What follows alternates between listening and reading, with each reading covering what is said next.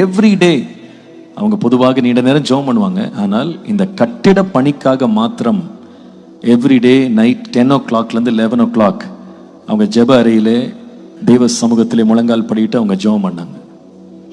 ஒரு முறை நாங்கள் ஒரு கூட்டத்துக்கு போயிருந்தோம்.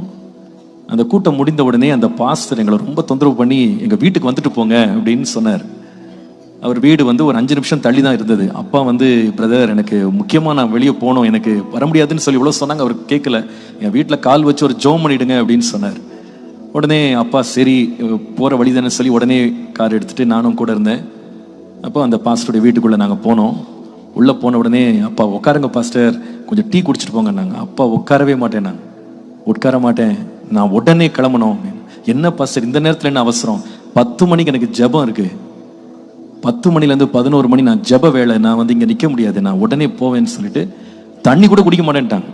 ஜெபிக்க சொன்னீங்க ஜெபம் பண்ணேன்னு உட்கார கூட இல்லை, நின்று அப்படியே ஜெபம் பண்ணிட்டு வேக வேகமாக வீட்டுக்கு அந்த 10 மணிக்கு ஜெபம் பண்ணணும் அப்படின்னு இந்த ஆலயத்தின் கட்டுமான பணிக்காக அனுதினமும் வைராக்கியத்தோடு உண்மையோடு ஜெபித்த ஒரு தேவதாசன் அன்பான நம்முடைய பாஸ்டர் அவர்கள்.